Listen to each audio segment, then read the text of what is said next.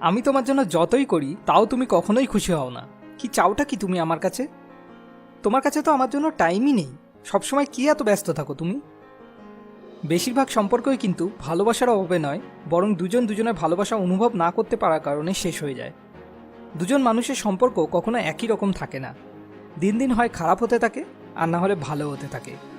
যদি কোনো মানুষের কাছে এই পৃথিবীর সব কিছু থাকে, কিন্তু শুধু তার প্রিয়জনদের ভালোবাসাটুকু না থাকে, তাহলে সেই মানুষটা এই পৃথিবীর সবথেকে দুঃখী মানুষদের মধ্যে একজন। এমন অনেক স্বামী স্ত্রী আছে যারা বিয়ের পর 20-25 বছর অবধি শুধুমাত্র রুমমেটের মতো একে অপরের সাথে জীবন কাটিয়ে দেয়। তারা কখনো একে অপরের প্রতি ভালোবাসা অনুভব করতে পারে না। রিলেশনশিপ এক্সপার্ট ডক্টর চ্যাপম্যান বলেন, যেমন আমাদের সবার একটা মুখ্য মাতৃভাষা আছে, যে ভাষাটা আমরা সব থেকে ভালো বুঝতে পারি আর বলতে পারি, ঠিক তেমনই আমাদের সবার একটা আলাদা আলাদা প্রাইমারি লাভ ল্যাঙ্গুয়েজও আছে, যে ভাষাতে আমরা ভালোবাসাটা সব থেকে ভালো অনুভব করতে পারি। আমাদের সবার ভেতরে একটা ইমোশনাল লাভ ট্যাঙ্ক থাকে। আমরা আমাদের প্রাইমারি লাভ ল্যাঙ্গুয়েজে ভালোবাসাটা পেলে ওই ট্যাঙ্কটা সব থেকে বেশি ভরে ওঠে। আর যখন আমাদের ভালোবাসা পাওয়াটা বন্ধ হতে থাকে, তখন ধীরে ধীরে এই লাভ ট্যাঙ্কটাও খালি হতে থাকে। আর এখান থেকেই সম্পর্কতে নানা রকমের সমস্যা সামনে আসতে থাকে।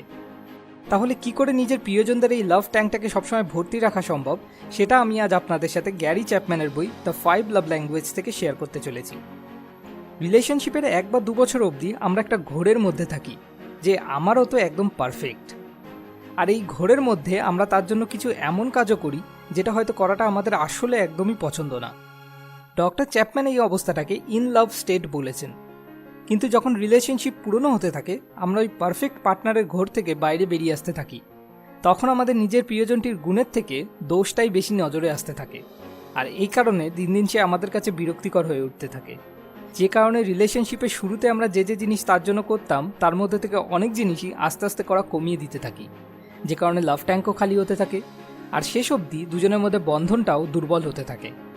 একটা দীর্ঘমেয়াদী মজবুত সম্পর্ক গড়ে তোলার জন্য আমাদের এটা বুঝতে হবে যে এই ইন লাভ অবস্থাটা একটা সাময়িক অবস্থা মাত্র।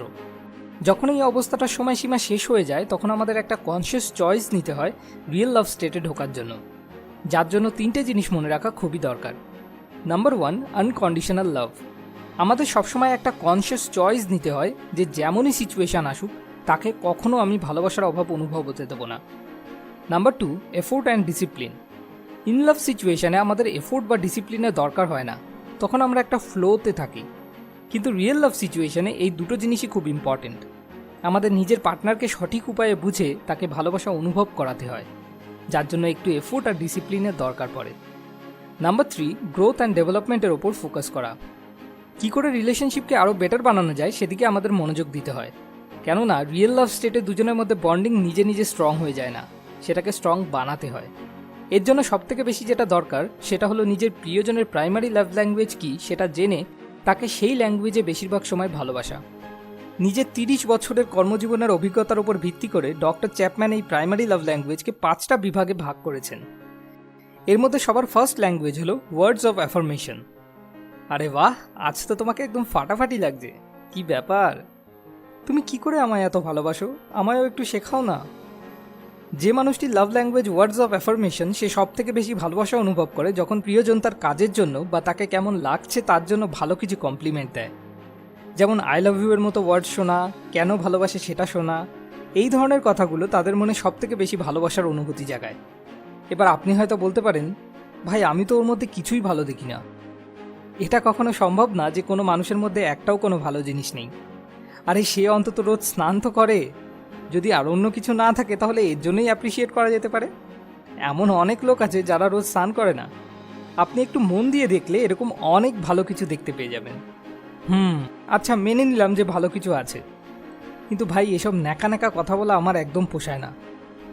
তাহলে তো ভাই আপনার জন্য খুবই দুর্ভাগ্যের ব্যাপার, কেননা আপনার পার্টনারের প্রাইমারি লাভ ল্যাঙ্গুয়েজ যদি এটা হয়, তাহলে শুধুমাত্র এই ল্যাঙ্গুয়েজ দিয়েই তার লাভ ট্যাঙ্ক ভরা যেতে পারে। যদি আপনার কাছে আপনাদের রিলেশনশিপটা সত্যি গুরুত্বপূর্ণ হয়, তাহলে ভাই শিখে নিন না, একটা ছোট্ট স্কিল মাত্র, শিখে নিলে ক্ষতি কি? সেকেন্ড ল্যাঙ্গুয়েজ হলো কোয়ালিটি টাইম। আমার জন্য তো তোমার কাছে টাইমই নেই।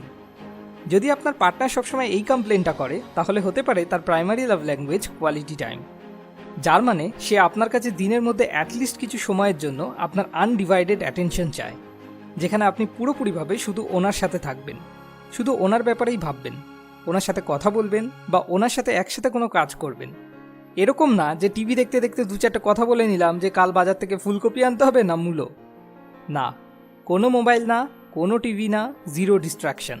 শুধু আপনি আর সে দুজনে দুজনের চোখে চোখ রেখে কিছুক্ষণের জন্য শুধু মনের কথাগুলো বলা। থার্ড ল্যাঙ্গুয়েজ হলো রিসিভিং গিফটস। আমার কাছে নিজের জন্যই কিছু কেনার টাকা নেই, আমি কোথা থেকে গিফট কিনবো? কে বলেছে আপনাকে যে গিফট কিনতে হয়? মনে পড়ে ছোটবেলায় আপনি যখন বাগান থেকে ফুল তুলে এনে আপনার মাকে দিতেন, তখন আপনার মা আপনার হাত থেকে সেই ফুলটা পেয়ে কত খুশি হতেন।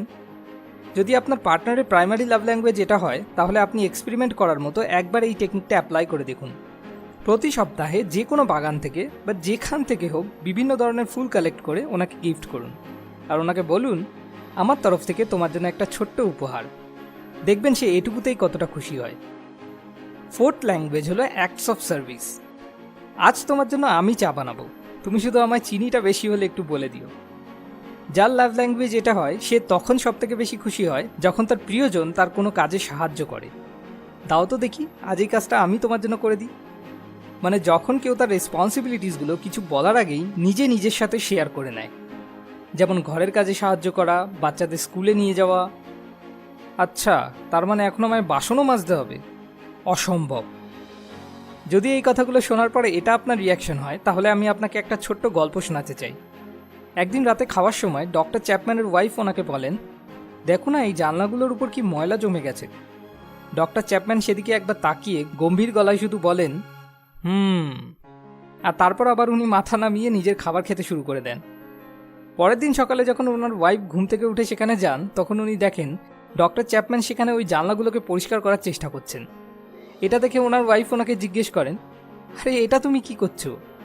ডক্টর চ্যাপম্যান উত্তর দেন, কিছু না, এই একটু ভালোবাসা প্রদানের চেষ্টা করছিলাম আর কি।